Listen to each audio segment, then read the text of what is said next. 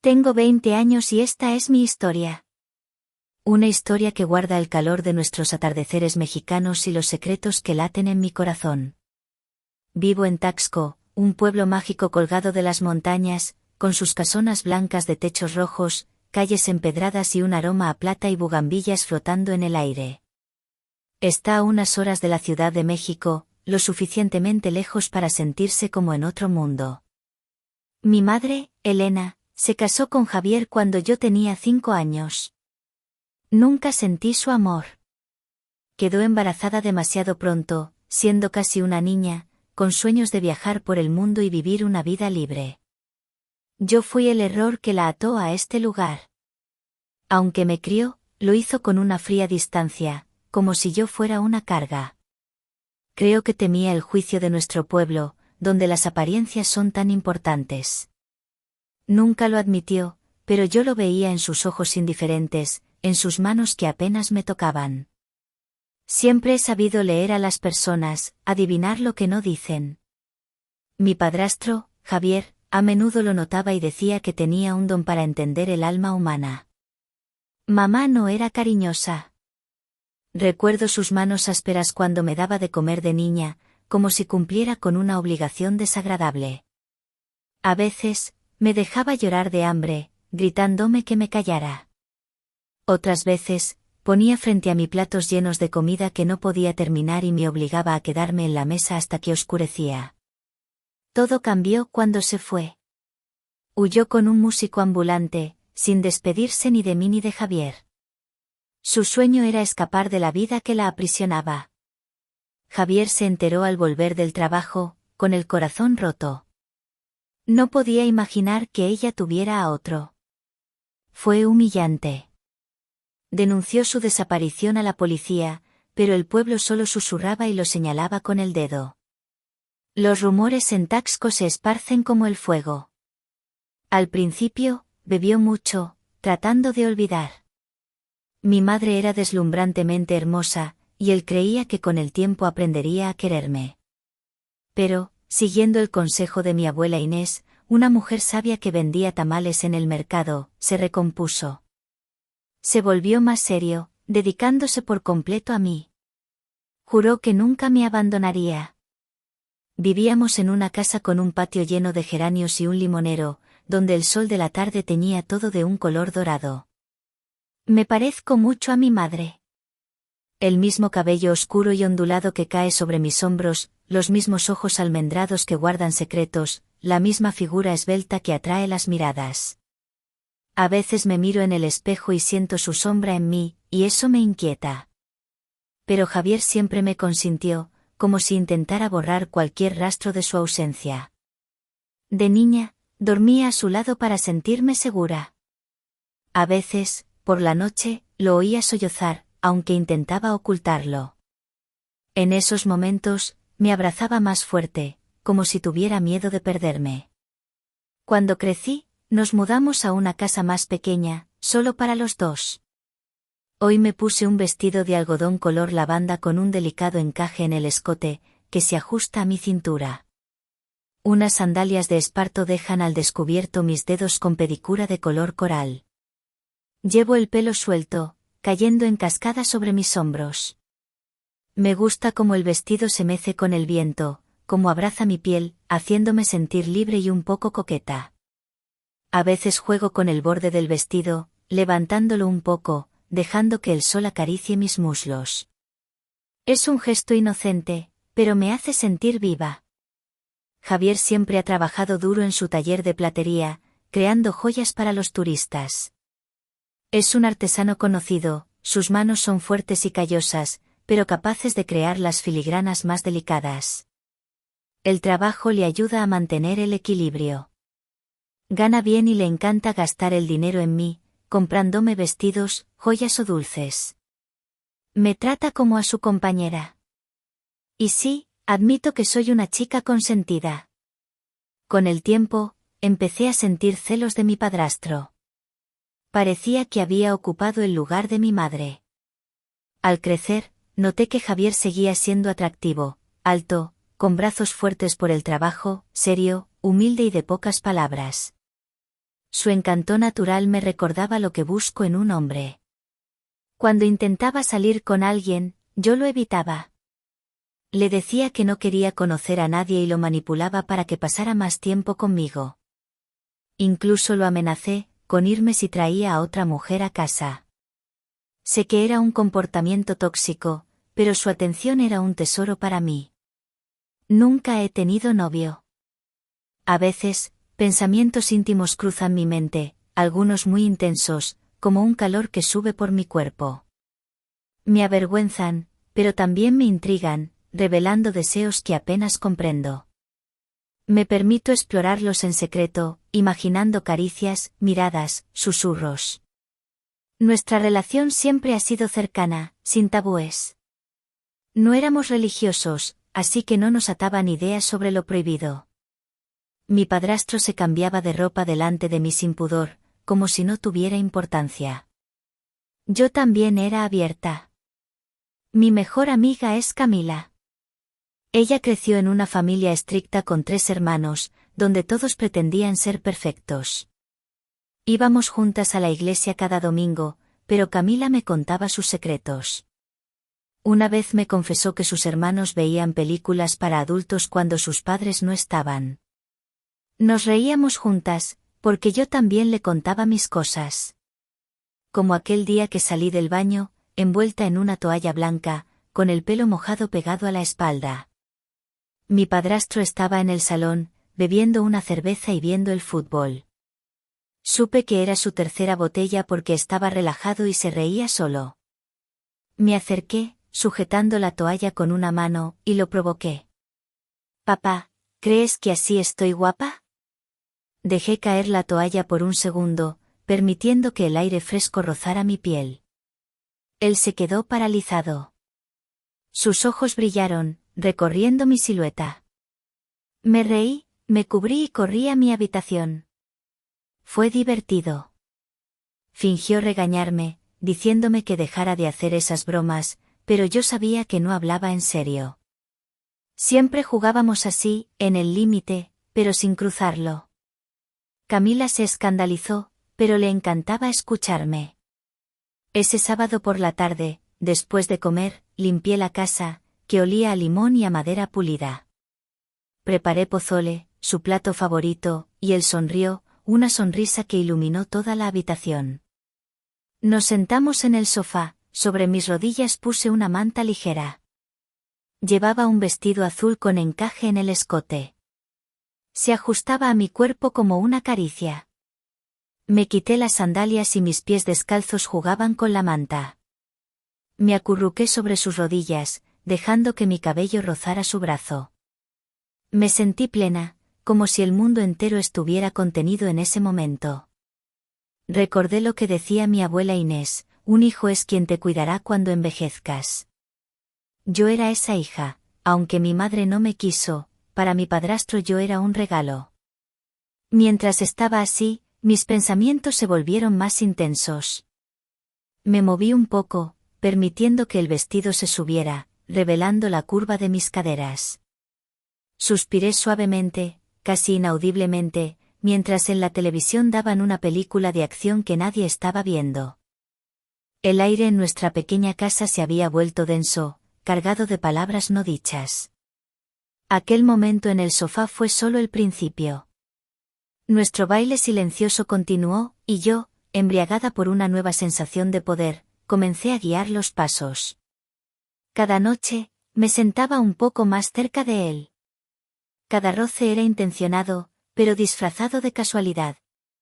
Noté que algo en Javier había cambiado. Sus ojos me seguían por la casa con una intensidad que me erizaba la piel. A veces, cuando le pasaba un plato o una herramienta, sus dedos rozaban los míos y sentía una corriente eléctrica, un calor que él interrumpía al instante, apartando la mano como si se hubiera quemado. Se volvió más callado, y el humo de sus cigarrillos parecía dibujar signos de interrogación en el aire del patio. Unos días después, algo alteró nuestra rutina. Fue un domingo, y el tianguis de La Plata bullía de vida. Yo ayudaba a doña Rosa en la joyería, ordenando pulseras y aretes de filigrana. Llevaba una falda larga de lino color crema que se arremolinaba alrededor de mis tobillos con cada paso, y una blusa ajustada de hombros descubiertos que dejaba a la vista mi clavícula. Mis sandalias de cuero trenzado hacían un suave ruido sobre los adoquines, y una pulsera de plata tintineaba en mi muñeca. Mientras atendía a unos turistas, noté a un joven, Mateo, que había estado mirando un brazalete. Me observaba más de lo necesario, y le respondí con una sonrisa tímida, jugando con mi cabello. Cuando se lo conté a Javier esa noche, su rostro se tensó. «Ten cuidado, Valentina», dijo, en un tono que ocultaba algo más que preocupación paternal. Sentí un nudo en el estómago, no de miedo, sino de algo más profundo, algo que me impulsaba a provocarlo. Esa noche, me puse un camisón ligero, casi transparente, de algodón blanco. Me senté a su lado en el sofá del patio, con una manta que apenas cubría mis piernas. Hablamos de trivialidades, pero mis movimientos eran lentos, estudiados. Dejé que el tirante del camisón se deslizara un poco, revelando la curva de mi hombro. Sus ojos siguieron cada movimiento, y yo fingí no darme cuenta. «Mateo me ha invitado a tomar un café mañana», dije, con la voz más casual que pude fingir. El silencio que siguió fue pesado. Javier apagó su cigarrillo en el cenicero con más fuerza de la necesaria. «Eres muy joven. No conoces a la gente de la ciudad». Me acerqué más, deslizando mis dedos por su brazo, sintiendo el calor de su piel a través de la tela de su camisa. «Solo es un café, papá». La palabra, papá, salió de mis labios con una extraña dulzura, casi como un arma. Era un juego peligroso, pero me encantaba. Quería saber hasta dónde podía llegar, cuánto podía avivarlo sin quemarme. Mis pies descalzos se asomaron por debajo de la manta, y rocé su tobillo con la punta de mis dedos. Él se tensó por completo, su respiración se detuvo por un instante. Al día siguiente, mientras paseaba por la plaza, vi a Camila con sus hermanos. Le conté lo que había pasado la noche anterior, cómo lo había provocado, permitiéndole ver más de lo debido. Ella soltó una risa nerviosa, pero me pidió que le contara los detalles.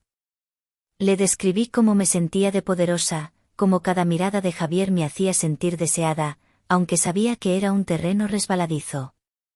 Camila me advirtió que tuviera cuidado, pero también confesó que ella a veces jugaba al límite en su casa, coqueteando con uno de sus hermanos solo para ver su reacción. Los días pasaron y la tensión en casa crecía.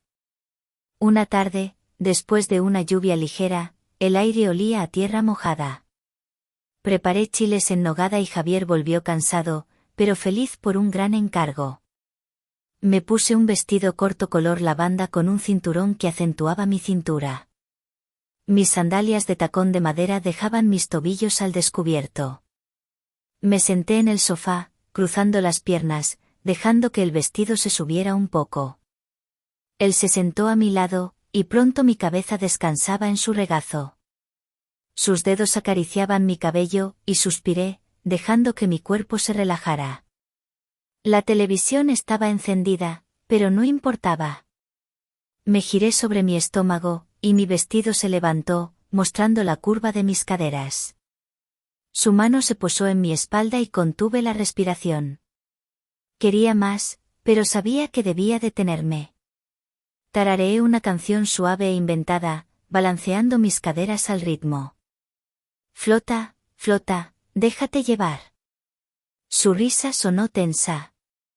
Sus dedos se deslizaron por mi cintura y me estremecí.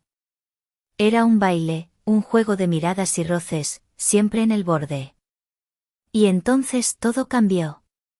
Su mano se deslizó más abajo. Tocó el borde de mi vestido, rozando apenas la piel de mi muslo.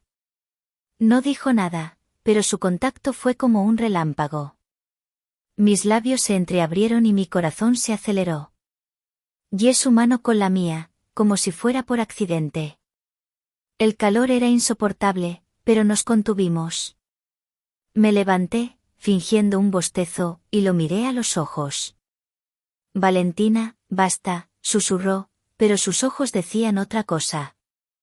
Me reí, rompiendo el momento, y corrí a mi habitación. Me miré en el espejo con el rostro encendido y el cuerpo tembloroso. ¿Qué estoy haciendo? No lo sabía, pero no podía parar. Desde entonces, cada noche era igual. Nos sentábamos juntos, más cerca, dejando que el silencio hablara. Pero una mañana, algo me inquietó. Mientras Javier dormía, vi sobre su escritorio un sobresellado con lacre. ¿Qué ocultaba? ¿Algo sobre mi madre, o algo más? Esa noche, cuando me acerqué a él en el sofá, su mirada era diferente, como si guardara un secreto. Mi corazón se desbocó. ¿Qué significaba esa carta y por qué sentía que nuestro juego estaba a punto de cambiar para siempre? Me desperté y lo primero en lo que pensé fue en esa carta. Yacía sobre el escritorio de Javier, sellada con lacre, como un antiguo secreto. Su presencia había cambiado algo intangible en el aire, llenándolo de una tensión casi asfixiante. Desayunamos en un silencio que solo rompía el tintineo de las cucharas contra la porcelana. Bebí mi café de olla, pero su sabor familiar a canela y piloncillo me pareció insípido. Mi mirada volvía constantemente a Javier. Estaba absorto en el periódico, pero sus movimientos eran deliberadamente lentos. Sentía que me ocultaba algo. Su mano, apretando la taza con fuerza, delataba su nerviosismo. Después del desayuno, Javier se fue a su taller, dejándome a solas con el misterio. No podía pensar en otra cosa. Toda mi vida parecía girar en torno a él, y ahora esa carta, como un elemento extraño, amenazaba nuestro mundo. Ese día decidí no ir a trabajar. Por primera vez en mucho tiempo, sentí que necesitaba estar sola, aclarar mis pensamientos. Me puse un viejo y descolorido vestido de manta cruda que me encantaba por su suavidad. Era muy ligero y caía hasta mis tobillos. Me solté el pelo y, jugando con el viento, se derramó por mi espalda. Al cuello llevaba una pequeña cruz de plata, un regalo de mi abuela Inés cuando era muy pequeña. Era mi talismán, algo que me conectaba con el pasado y me daba una sensación de protección. Decidí que tenía que distraerme de esos pensamientos. El encierro me estaba volviendo loca.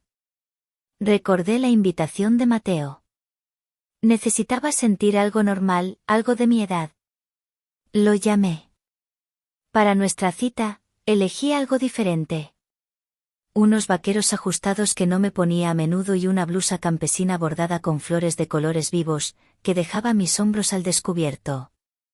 Me puse unas arracadas de plata que Javier me había hecho y me pinté los labios de un rojo suave. Quería sentirme otra persona, lejos de la chica que jugaba en los límites de lo prohibido. Mateo me llevó al mirador desde donde se veía todo Taxco. El pueblo parecía una cascada de casitas blancas salpicadas de bugambillas. Hablamos de música, de libros, de nuestros sueños. Él era tan diferente a Javier, joven, enérgico, lleno de vida. Me sentí a gusto con él. Por un momento, olvidé la carta y nuestra tensión. Me sentí simplemente como una chica de 20 años en una cita. Cuando el sol comenzó a ocultarse, tiñendo el cielo de naranja y púrpura, Mateo se acercó. Puso su mano sobre la mía. Su piel era suave, muy distinta a las manos callosas de Javier. Se inclinó para besarme. Fue un beso tierno, inocente. Pero mientras sus labios tocaban los míos, sentí un vacío. No hubo chispa, no hubo calor. Solo la extraña sensación de que estaba traicionando algo, aunque no sabía exactamente qué. Me aparté suavemente. Cuando volví a casa, Javier ya me esperaba. Estaba sentado en su sillón, en la penumbra del salón. Su rostro estaba sombrío. ¿Dónde estabas?, preguntó. Su voz era tranquila, pero cortante. Salí. A tomar un café, mentí, sin querer darle detalles. No quería provocarlo, pero sabía que él sentía algo. No me dijiste que ibas a salir, dijo. No tengo por qué hacerlo, respondí, mi voz más desafiante de lo que pretendía. Se levantó. Se acercó a mí, invadiendo mi espacio personal. Se inclinó y olfateó cerca de mi cuello. ¿Hueles a alguien más? Su voz fue un susurro helado. Sentí que el corazón se me desbocaba. Tenía razón. El perfume de Mateo se había quedado en mi piel. ¿Con quién estabas, Valentina? Agarró mi muñeca. Su fuerza me sorprendió, su agarre era posesivo, doloroso. Creí que entendías. Creí que lo nuestro era especial. Sus palabras me golpearon. ¿Lo nuestro? ¿Qué es, lo nuestro, Javier? Me soltó bruscamente. Vete a tu cuarto. Corrí a mi habitación y me encerré. Me quité la ropa de la cita y la tiré al suelo. Me sentía sucia, atrapada. Comprendí que nuestro juego se había convertido en algo peligroso. Ya no era yo quien tenía el control. Él me consideraba suya. Decidí que tenía que actuar. Tenía que descubrir el secreto de esa carta. Sabía que era la única forma de ser libre. Esperé a que se fuera a dormir. Cuando la casa quedó en silencio, salí de mi cuarto de puntillas. Fui a su escritorio. La carta seguía allí. Esta vez no estaba guardada bajo llave. La tomé con manos temblorosas. El sello de lacre rojo parecía un ojo cerrado que me observaba. Con la uña, rompí el sello con cuidado. Desplegué el papel. La caligrafía era elegante, femenina. Era una carta de mi madre. Comencé a leer. No era un simple saludo. Escribía que estaba enferma, muy enferma. Que se arrepentía de haberse ido, que cada día de esos 15 años había pensado en mí. Escribía que me amaba. Y pedía una cosa, quería volver. Quería verme una última vez antes de que fuera demasiado tarde. Sentí que el corazón se me detenía. No podía creerlo. Mi madre, quería volver. No era la villana que yo había imaginado toda mi vida. Era una mujer desesperada y enferma que me pedía perdón. Y Javier. Javier lo sabía. Me lo había ocultado todo este tiempo. Las lágrimas nublaron mi vista, cayendo sobre el papel y emborronando la tinta. Me sentí destrozada, traicionada de la forma más cruel. Estaba de pie, en medio del salón, con la carta en mis manos temblorosas, cuando oí el crujido de la madera en el pasillo. Eran sus pasos. Se acercaba. Y por primera vez en mi vida, el sonido de sus pasos no me trajo consuelo, sino un terror absoluto. Javier se detuvo en el umbral, su silueta recortada contra la luz del pasillo. Sus ojos se fijaron primero en mis manos, luego en el papel arrugado que sostenían y el sello de lacre roto sobre la mesa. El aire se congeló.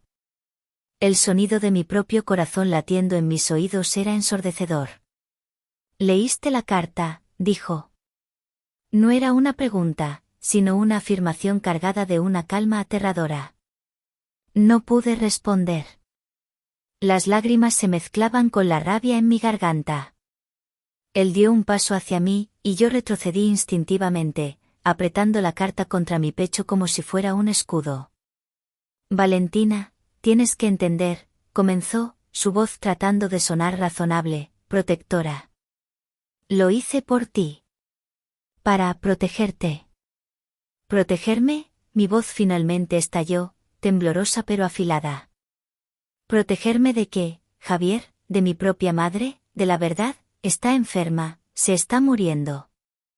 «Esa mujer te abandonó», gritó, perdiendo la compostura. «Te dejó llorando en tu cuna, y ahora crees que te ama, volvería solo para hacerte daño de nuevo, para destruir lo que hemos construido». «¿Lo que hemos construido?», me reí, una risa amarga que no sonaba como la mía. «Tú no has construido nada. Has construido una jaula, una hermosa jaula de plata, pero una jaula al fin y al cabo, no tenías derecho, me robaste la oportunidad de conocerla, de perdonarla. Se acercó y me agarró por los brazos. Su agarre era desesperado. No lo entiendes. Nuestra vida es perfecta. No necesito a nadie más. Nosotros no necesitamos a nadie más. Solo tú y yo. Por primera vez, vi en sus ojos no solo amor, sino una locura posesiva. Vi el terror de un hombre a punto de ser abandonado de nuevo. Nuestro juego se había acabado. Ya no había coquetería ni provocación, solo la cruda y fea realidad de su obsesión. Sus ojos se desviaron hacia la carta en mi mano. Dame eso, ordenó. Vamos a quemarlo. Lo quemaremos y nos olvidaremos de ella para siempre. Intentó arrebatármela, pero la sujeté con todas mis fuerzas. El papel se rasgó un poco en la lucha. Era más que una carta, era mi pasado, mi única conexión con una verdad que me habían negado. Era mi única posibilidad de futuro. En mi desesperación, lo empujé. Tropezó hacia atrás, sorprendido por mi fuerza. No te atrevas a tocarla, grité. Su rostro se contorsionó por la furia. Levantó la mano, y por un segundo aterrador, pensé que me iba a golpear. Nunca lo había hecho, pero en ese momento, vi a un extraño. Un monstruo. Ese fue el final. Mientras él se recomponía, supe que no podía quedarme ni un segundo más. Corrí. Pasé a su lado como una exhalación. En mi habitación, agarré mi bolso, metí el dinero que había ahorrado, la cruz de plata de mi abuela y, lo más importante, la carta de mi madre. No miré atrás. Salí de la casa a la noche fría de Taxco. Las calles empedradas, que siempre me habían parecido tan acogedoras, ahora se sentían como un laberinto amenazante. Cada sombra parecía la suya, cada eco, sus pasos. Corrí sin rumbo, con el único pensamiento de alejarme. Mi único refugio, mi único ancla en el mundo, era Camila. Llegué a su casa sin aliento, golpeando la puerta con los puños. Cuando abrió, su rostro pasó de la somnolencia a la conmoción. Estaba despeinada, con los ojos hinchados por el llanto y temblando de pies a cabeza. Me abrazó sin hacer preguntas y me hizo entrar. La calidez de su hogar, el olor a café y la mirada preocupada de su madre me envolvieron como una manta. Era el mundo normal, un mundo del que había estado aislada durante demasiado tiempo. En la seguridad de la habitación de Camila, con el cerrojo puesto en la puerta, volví a leer la carta. Ahora, lejos de la influencia de Javier, las palabras de mi madre me golpearon con toda su fuerza. Tracé su firma con el dedo. Elena. Ya no era un fantasma sin rostro, sino una mujer real, con remordimientos y un último deseo. La carta tenía una dirección en la Ciudad de México. Tomé una decisión. Tenía que ir. Tenía que encontrarla. Camila me ayudó. Me dio algo de dinero extra y la mochila de su hermano. Me hizo prometer que la llamaría en cuanto llegara. Planeamos que me iría en el primer autobús de la mañana, antes de que el pueblo despertara, antes de que Javier pudiera empezar a buscarme. Me quedé mirando por la ventana de Camila a la oscuridad de Taxco, un pueblo que ahora se sentía como una trampa. Apreté la carta en mi mano. Había escapado de la casa, pero, ¿había escapado realmente de él? Él conocía este lugar, conocía a todo el mundo. Era don Javier, el respetado artesano. ¿Quién me creería a mí, la chica caprichosa y confundida? Un escalofrío me recorrió. Sabía que me buscaría. Y sabía que tenía que encontrar a mi madre antes de que él me encontrara a mí. El autobús salió de Taxco en la quietud gris del amanecer. Cada kilómetro que me alejaba de mi pueblo era como cortar una cuerda que me había mantenido atada toda mi vida. Miraba por la ventana como las montañas de Guerrero se disolvían en la niebla, sintiendo una mezcla de terror y una extraña euforia. Por primera vez, estaba sola. Por primera vez, era libre. La llegada a la Ciudad de México fue un golpe brutal a mis sentidos. El ruido, el mar de gente, los edificios que parecían rascar el cielo, todo era abrumador. Me sentí increíblemente pequeña y vulnerable en la inmensidad de la terminal de autobuses del sur. Apreté la dirección en mi mano como si fuera un salvavidas y, con el corazón en la boca, me sumergí en el caos del metro. La dirección me llevó a la colonia Roma, a un edificio antiguo de fachada desgastada. El aire olía a humedad y a la comida de alguna fonda cercana. Subí 3 pisos por una escalera de caracol, mis pasos resonando en el silencio. Me detuve frente a la puerta número 12. Dudé por un instante. ¿Qué encontraría detrás? ¿Y si todo era un error? Respiré hondo y toqué. La puerta se abrió lentamente. Una mujer mayor, no mi madre, me miró con ojos cansados. ¿Busca a alguien?, preguntó. Busco a Elena, dije, con la voz apenas audible. La mujer suspiró. Pasa. Te estaba esperando. Entré en un pequeño apartamento lleno de libros y plantas. Y entonces la vi. Sentada en un sillón junto a la ventana, estaba una mujer delgada, pálida, con el mismo cabello oscuro que el mío, pero veteado de plata. Su rostro estaba surcado de líneas de dolor, pero sus ojos almendrados eran idénticos a los míos. Era ella. ¿Valentina?, susurró. Su voz era frágil, como el cristal. Me arrodillé frente a ella, incapaz de hablar. Las lágrimas que había contenido durante todo el viaje finalmente brotaron. Ella levantó una mano temblorosa y acarició mi mejilla. Su tacto era suave, real. Perdóname, sollozó. Perdóname, mi niña. Hablamos durante horas. Me contó su historia.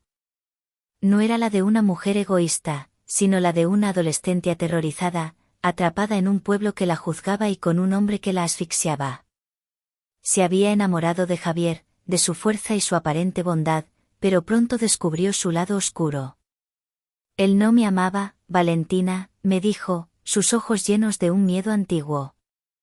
Me poseía. Cuando quise irme, me amenazó.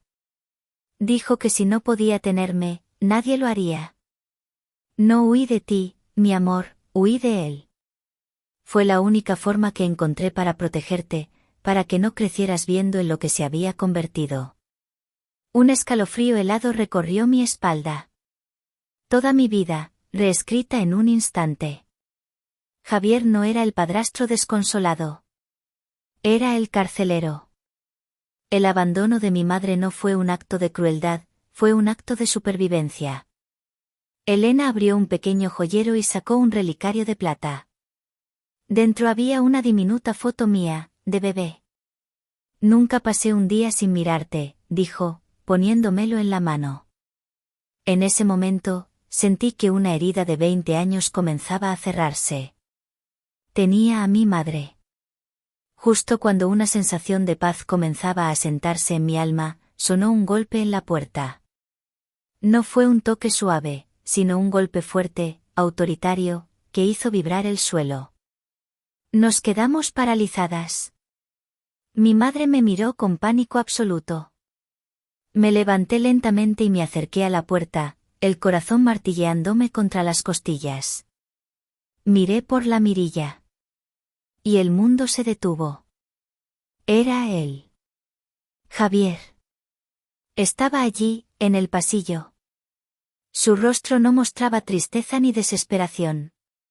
Era una máscara de furia fría y calculadora. Me había encontrado. Lo supo todo el tiempo. La carta no fue una sorpresa, fue la confirmación de que su prisionera estaba a punto de contactar al mundo exterior. Su voz atravesó la madera de la puerta, baja y amenazante, un veneno en el aire. Valentina. Abre la puerta. Tenemos que volver a casa. Tú y tú, madre. El horror de sus palabras me paralizó. No había venido solo por mí. Había venido a reclamarlas a las dos, a reconstruir su familia rota por la fuerza, a encerrarnos a ambas en su jaula de plata. Miré a mi madre, frágil y aterrorizada en su sillón. La niña que jugaba con fuego había desaparecido. Ahora, yo era la protectora. Estaba atrapada en una habitación con la mujer a la que acababa de encontrar, y el monstruo del que ambas habíamos intentado escapar estaba justo al otro lado de la puerta, esperando.